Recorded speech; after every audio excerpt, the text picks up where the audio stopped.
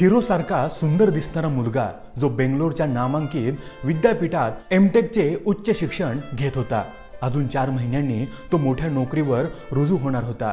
पुढील वर्षात त्याने परदेशातही नोकरी जाण्याची तयारी सुरू केली होती, ज्याची आई त्याच्या लग्नाची स्वप्न रंगवत होती।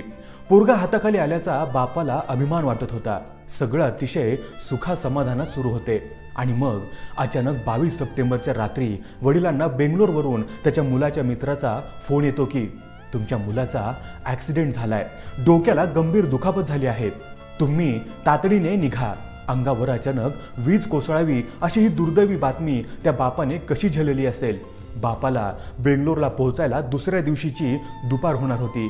एवढ्या लांबच्या प्रवासात त्याची काय मानसिकता असेल। अपघात झाल्यानंतर त्या मुलाच्या मित्रांनी त्याला तातडीने हॉस्पिटलमध्ये दाखल केले। वडील प्रवासात असतानाच मित्रांचा दुसरा फोन येतो की डॉक्टर म्हणालेत मेंदूचे ऑपरेशन करावे लागेल, पण ते करूनही पेशंटचा फक्त 1% चान्स असेल जगण्याचा। काय निर्णय घेतला असेल बापाने। दुसऱ्याच क्षणाला हॉस्पिटलच्या अकाउंटवर पैसे जमा केले आणि बेंगलोरमधील नामांकित न्यूरोसर्जनला ब्रेन सर्जरीसाठी परवानगी दिली। वडील दुसऱ्या दिवशी दुपारी पोहोचले। ICU मध्ये मुलगा व्हेंटिलेटरवर होता। पुढील 48 तासात जर बॉडीने काही रिफ्लेक्स दिले तरच पुढील उपचार होणार होते, अन्यथा त्याच रात्री पेशंट गेल्यात जमा होता। मुलाच्या सर्व नातेवाईकांनी देव पाण्यात ठेवले। प्रचंड प्रार्थना सुरू झाली आणि चमत्कार घडावा असे मुलाने थोडे तोंड हलवले। गेलेला जीव परत आला। सर्वांच्या आशा पल्लवित झाल्या। मुलाने डोळे उघडले। या आनंदाने आईला खास महाराष्ट्रातून बेंगलोरला बोलवून घेतले गेले। पोराचे उघडलेले डोळे पाहून आणि हाक मारल्यावर त्याच्याकडून मिळणारा प्रतिसाद पाहून आईच्या जीवात जीव आला होता। दुसऱ्याच दिवशी डॉक्टरांनी उपचार सुरू केले। दिवसाला लाख-सव्वा लाखांचा खर्च होता। वडील डॉक्टरला म्हणाले कितीही खर्च होऊ द्या, पण माझ्या मुलाला वाचवा। 23 सप्टेंबर पासून प्रकृती वेगाने सुधारण्यास सुरुवात झाली। पुढील आठवड्यात व्हेंटिलेटर काढला, त्यानंतर 5 दिवसांनी ऑक्सिजन काढला। मुलाने आता स्वतः श्वास घ्यायला सुरुवात केली होती। हात हलवणे, तोंड हलवणे, डोळ्यांच्या पापण्या फडफडणे अशा क्रिया सुरू झाल्याने पेशंट आता धोक्याच्या बाहेर आलाय असे वाटत होते। डॉक्टर म्हणाले आता 2-3 दिवसात तुमचा पेशंट ICU मधून जनरल वॉर्डमध्ये शिफ्ट होईल। पण नियतीच्या मनात काही दुसरंच होतं। अचानक 13 ऑक्टोबर रोजी फुफ्फुसात इन्फेक्शन झाल्याने मुलाला पुन्हा व्हेंटिलेटर लावण्यात आले। गेली 22 दिवस हायर अँटीबायोटिक्सचा वापरामुळे त्याच्या बॉडीने औषधांना रेसिस्ट करायला सुरुवात केल्याने इन्फेक्शन आटोक्यात आणणे आता शक्य नव्हते। पेशंट सिरियस झाल्याचे डॉक्टरांनी वडिलांना सांगताच ते हतबल होऊन रडायला लागले। गेल्या 20-22 दिवसात हा बाप पोराच्या काळजीने किमान 200 वेळा रडला असेल। मुलगा सिरियस आहे ही गोष्ट आईपासून लपून ठेवायची असल्याने वडिलांनी आईला 15 ऑक्टोबर रोजीच घरी पाठवले।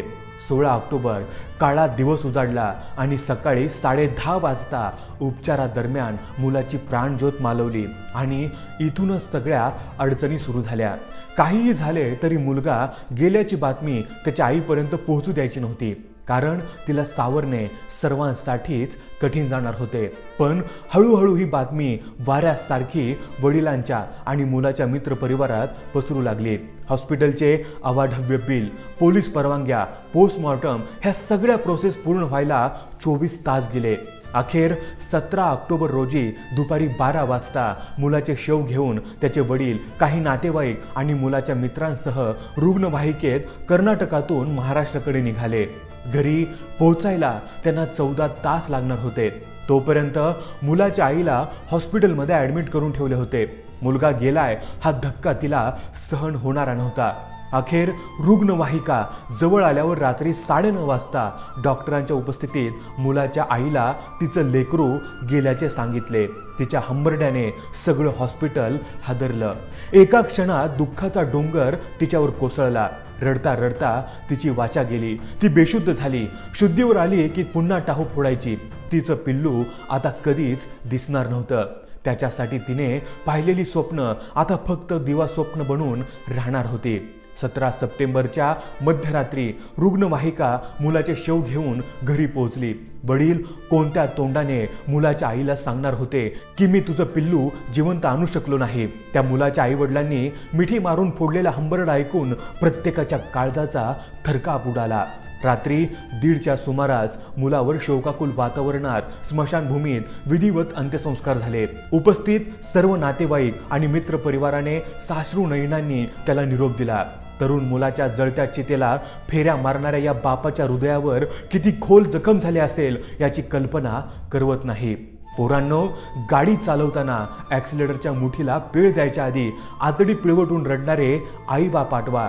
आपल्या धडकेमुळे दुसऱ्यांचा आणि दुसऱ्यांच्या धडकेमुळे आपला जीव जाणार नाही याची सर्वतोपरी काळजी घ्या.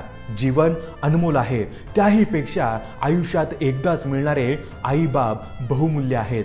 आपल्याशिवाय त्यांचे काय होईल याचे भान ठेवा. एवढी वाईट वेळ कुणावरही येऊ नये. मित्रांनो, या व्हिडिओला लाईक नाही केलं तरी चालेल, पण आपली गाडी सावकाश हाका.